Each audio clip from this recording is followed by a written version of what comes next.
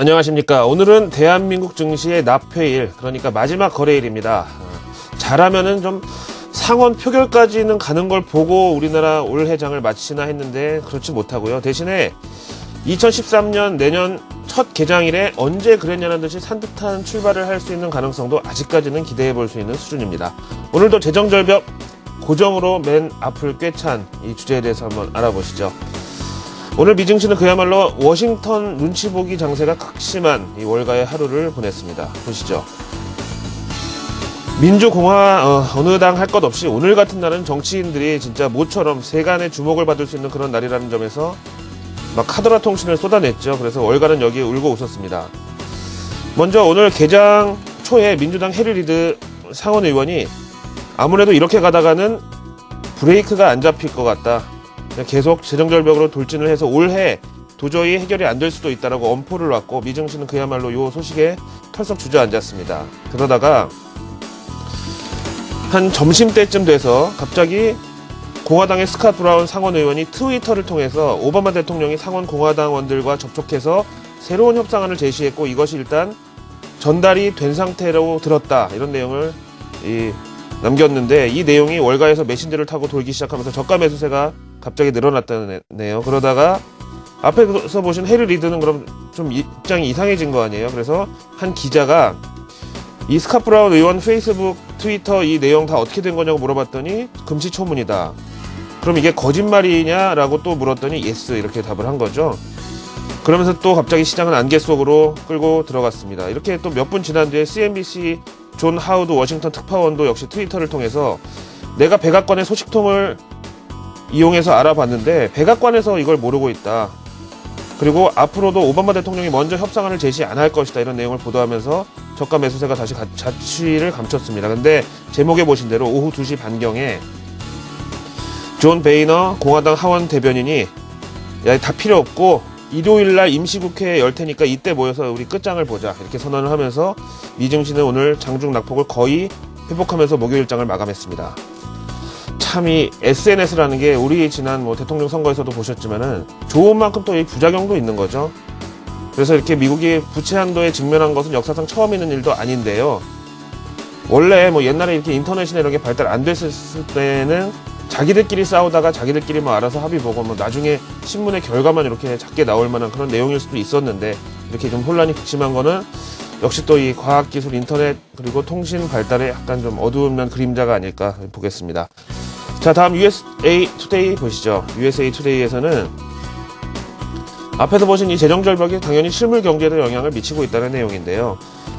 저렇게 온 미국 전역은 물론이고 멀리 떨어져 있는 우리도 이렇게 눈 뜨자마자 재정절벽을 얘기하고 있는데 당연히 소비자들도 위축이 될 수밖에 없겠죠. 미국 현지에서 오늘 발표된 컨퍼런스 보드의 소비자 심리지수 12월분이 그러니까 가장 최신 결과죠. 12월 현재 거니까요. 전월 급락에 이어서 또 한 번 큰 폭으로 내려앉으면서 65.1을 기록했습니다. 근데 이 소비자 심리지수, ISM 제조업 지수, PMI 이런 지표들은 어떻게 보면 과학적인 통계 자료 같이 보이지만 결국은 여론조사 성격의 심리 지표인데요. 대부분 그냥 전화나 설문지 통해 가지고 인터뷰를 하고 이거를 수치화해서 지표라고 얘기를 합니다. 근데 우리 속담에 10길 물속은 알아도 한 길 사람 속은 모른다 그러듯이 이렇게 심리적인 영향을 많이 받다 보니까 변동성도 상당히 크고요. 심지어 장마철 같은 때 조사를 하면 사람들이 좀 우울하니까 이 설문의 응답을 아무래도 좀 부정적으로 하게 되고 지수가 갑자기 급락하는 이런 웃지 못할 해프닝도 심심치 않게 있어 왔고요. 그래서 아무튼 저런 소비 심리의 위축은 같은 인간으로서는 다분히 이해가 되지만요. 재정절벽이 대신에 이게 완전 해결되고 나면은 또 스프링처럼 튀어오를 이런 포텐셜을 응축하고 있다라고 보겠습니다. 내년 증시에 대해서 외신들에서도 지금 여러 가지 전망이 나오고 있는데요. 그중에서 블룸버그 통신 보시죠.